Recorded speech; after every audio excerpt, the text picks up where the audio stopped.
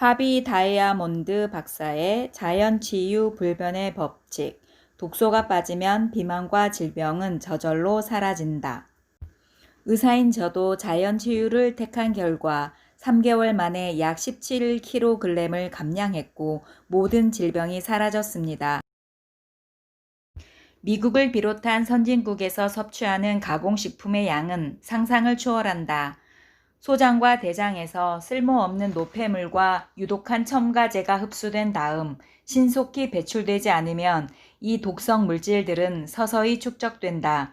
세포의 시체, 소화된 후의 음식물 찌꺼기, 그리고 가공식품의 첨가제들이 만들어내는 독성의 잔여물이 독혈증을 유발하는 원인이다. 우리 몸이 깨끗한 상태를 유지하려면 이 독성 노폐물이 없어야 한다. 비만과 질병 없이 장수하려면 자신의 몸속에 독성 물질이 얼마나 되는지 파악하고 이를 최소화해야 한다. 1920년대 초에 독혈증을 발견한 존 틸튼 박사는 자신의 대표 저서인 독혈증 설명서에서 최초로 연구 결과를 발표했다. 틸튼 박사는 약물을 이용한 치료법에 환멸을 느끼고 자연위생학으로 전환한 의사였다.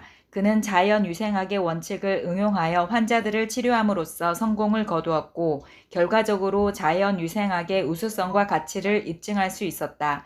그는 인류가 고통받고 있는 각종 질병에서 독혈증이 어떤 역할을 하는지 설명했다. 그는 다음과 같이 결론을 내렸다. 우리가 흔히 질병이라고 부르는 것은 모두 독혈증이 원인입니다. 질병에서 보여지는 각종 증상은 사실 우리 몸이 독소를 제거하기 위해 발버둥 치는 현상일 뿐입니다. 질병이란 독소를 제거하기 위해 우리 몸이 발버둥 치는 현상이라고? 그렇다. 그는 벌써 100년 전에 진실을 발견했다. 그러니까 복통이란 우리 몸이 뱃속에서 과잉 독소를 배출하기 위해 발버둥 치는 현상이라는 말이다. 그러니까 두통이란 우리 몸이 머리에서 과잉 독소를 배출하기 위해 발버둥 치는 현상이라는 말이다.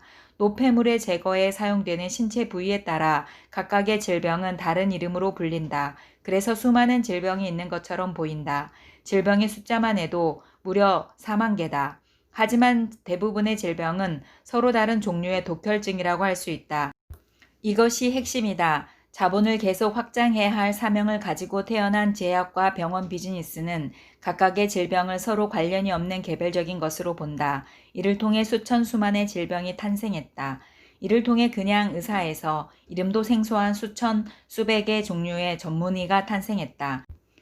이것저것 골고루 섞어서 먹고 있는데도 아직 특별히 소화불량 증세가 없는 사람들은 어떤 이유에서일까? 사실 호모사피엔스의 신체 적응력은 상당히 뛰어나다. 불편함을 견뎌내고 어렵지 않게 제 기능을 하는 것을 보면 경이롭기까지 하다. 그러나 이들이 두통, 무기력증, 피부 발진, 허리 통증, 감기, 불면증과 같은 불편함을 느낀 적은 없었을까? 이러한 증상들도 모두 소화불량이 원인이 되어 발생한다는 사실을 아는 사람들은 그리 많지 않다. 물론 환경과 스트레스의 영향도 무시할 수 없지만 현대인의 대부분의 통증과 질병은 이 골고루 음식 때문이라고 나는 주장한다. 제약산업, 특별히 소화제 산업의 번창이 이것을 증명하고 있다. 그러나 나는 이런 모든 고통을 아주 쉽고 간단하게 해결할 수 있다고 역시 주장한다. 단순한 음식으로 몸을 날씬하게 하고 질병을 치료한 수많은 나의 친구들이 이를 증명한다. 시간도 얼마 걸리지 않는다. 당신이 이 단순한 진리를 실천하기만 하면 당뇨를 친구로 생각하라든가 평생 약을 먹기만 하면 아무런 문제가 없다는 말이 얼마나 허위인지 금세 깨닫게 될 것이다.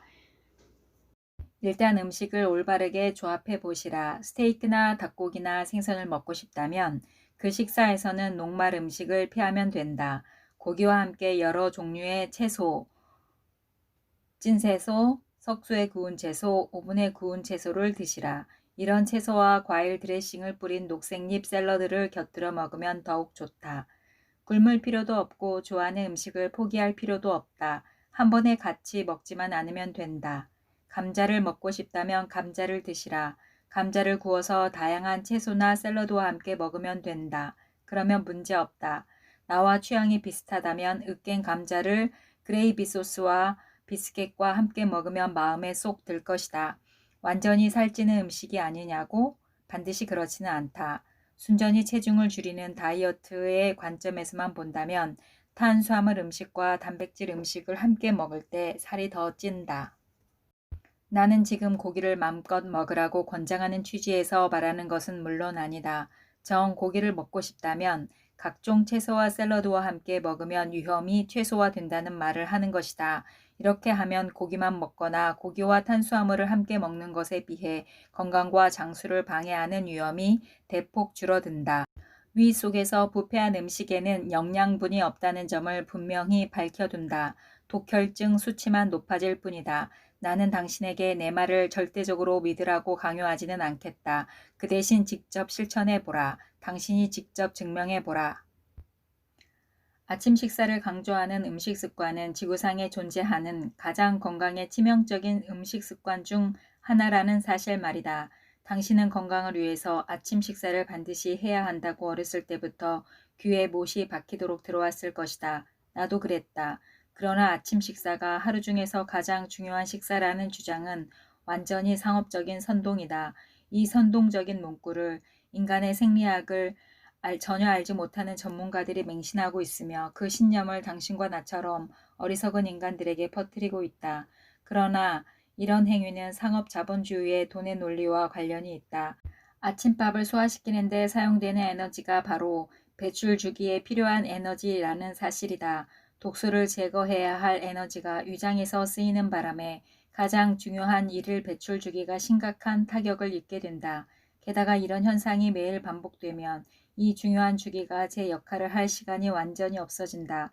이제 살이 찌고 질병에 걸리는 일만 남은 것이다. 이렇게 규칙적으로 배출 주기가 방해를 받으면 비만과 질병은 가속화된다. 과일을 드시라. 과일은 사실상 소화 에너지가 거의 필요 없는 유일한 음식이다. 아침에 먹으면 완벽한 음식이다. 아니, 아침에 먹어야 하는 유일한 음식이다. 배출 주기를 통해 몸속을 제대로 청소하고 싶다면 다른 무엇보다도 아침에 일어났을 때부터 낮 12시까지 신선한 과일과 신선한 과일즙을 섭취하는 습관을 길러야 한다. 다른 음식을 섞지 말고 단독으로 먹어야 한다. 일반식을 하면 그 음식이 모두 위에 남아서 배출 주기를 방해하기 때문이다. 물론 가끔씩 이 방법을 따르지 않는다고 해서 당장 큰 사고가 나는 것은 아니다. 그러나 암세포가 만들어지는데 10년이 걸린다는 사실을 당신은 알아야 한다. 현재 당신의 비만과 질병은 10년 전에 이미 만들어지기 시작했다는 말이다. 아침에 과일을 먹는 날이 일주일에 두세 번밖에 안 된다고 해도 전혀 안 먹는 것보다는 훨씬 낫다.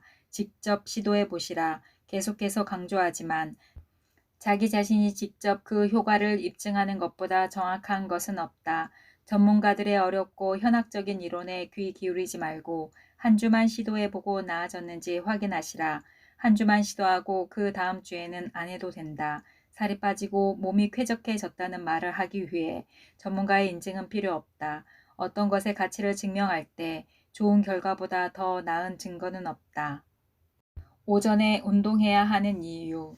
우리 인간은 숲속에서 빠져나와 도시를 만들었다. 편리함을 얻었지만 많은 문제가 발생하기 시작했다. 열매를 따거나 채집을 하면서 항상 몸을 움직였던 호모사피엔스가 난관에 봉착하게 되었다는 말이다. 몸을 움직여서 열을 내고 혈액을 순환시키면서 건강을 유지하던 인간은 마침내 앉거나 누워있는 동물이 된 것이다. 우리의 몸속에 내재되어 있는 유전자는 걷거나 달리는 동물임에도 편리함에 취해버린 인간은 마침내 나무 늘보로 진화되기 직전에 느릿한 동물이 된 것이다. 여기에서 한 가지 짚고 갈 중요한 사실은 우리 몸 전체에서 일어나는 산소화 과정에서 운동이 큰 역할을 한다는 점이다. 특히 심장 박동을 가속화시키는 유산소 운동이 그렇다. 나는 지금 산소가 최적의 상태로 존재하는 바로 그곳에서 유산소 운동을 하라는 말을 하고 있다. 닫힌 곳에서 하지 말고 열린 곳에서 하라는 말이다. 그렇다면 산소가 가장 많이 나오는 시간은 언제일까? 해가 뜨기 바로 전 5시에서 7시이다. 이 시간은 식물들이 광합성 작용을 통해서 산소를 몸 밖으로 내뿜는 시간이기 때문이다. 자동차들이 전부 나와 돌아다니면서 공기를 더럽히기 전에 해야 한다. 아침에 걷거나 조깅을 하려면 숲속 오솔길, 공원, 해변을 찾기 바란다. 최소한 자동차들이 다니지 않는 골목길이라도 찾아라.